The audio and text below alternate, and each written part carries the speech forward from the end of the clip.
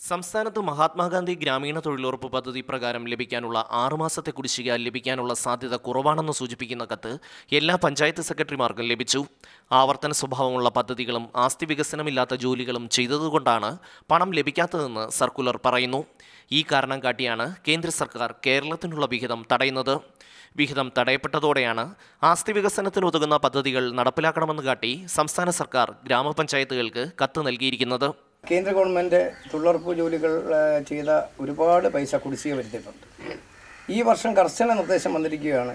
ആസ്തി ഉണ്ടാകുന്ന തരത്തിലുള്ള സാമ്പത്തികം ചെലവാക്കുമ്പോൾ അതിന് ജനങ്ങൾക്ക് ജനോപകാരപ്രദമായ പദ്ധതികൾ ഏറ്റെടുത്ത് നടപ്പാക്കണമെന്ന് പറയുകയും ജോലി ചെയ്ത് 14 ദിവസത്തിനുള്ളിൽ പണം നൽകാൻ കഴിഞ്ഞില്ലെങ്കിൽ തൊഴിലില്ലായ്മ വേതനം വിതരണം ചെയ്യണമെന്ന് നിയമം അനുശാസിക്കുന്നു. എന്നാൽ അതുപോലും നടപ്പിലാക്കാതെയാണ് സാങ്കേതിക കാരണങ്ങൾ പറഞ്ഞ് സർക്കാർ കൂലി നിഷേധിച്ചിരിക്കുന്നത്. സ്ത്രീകൾ തൊഴിൽ രംഗത്തേക്ക് വളരെ താല്പര്യത്തോടെ കടന്നു വരികയും അവരുടെ അധ്വാനശേഷി രാജ്യത്തിന് സംഭാവന ചെയ്യാൻ വളരെ താല്പര്യത്തോടെ ഇറങ്ങിത്തിരിച്ച ഒരു പദ്ധതിയെ തകർക്കുക എന്നുള്ളതാണ് ദേശീയ ഗവൺമെൻറ് ഇപ്പോൾ സ്വീകരിച്ചുകൊണ്ടിരിക്കുന്നത്. കൂലി ലഭിക്കാത്ത സാഹചര്യത്തിൽ തൊഴിലുറപ്പ് നിയമം പറയുന്നതനുസരിച്ച് സുപ്രീം കോടതിയെ സമീപിക്കാൻ ഒരുങ്ങുകയാണ് സംഘടനകൾ.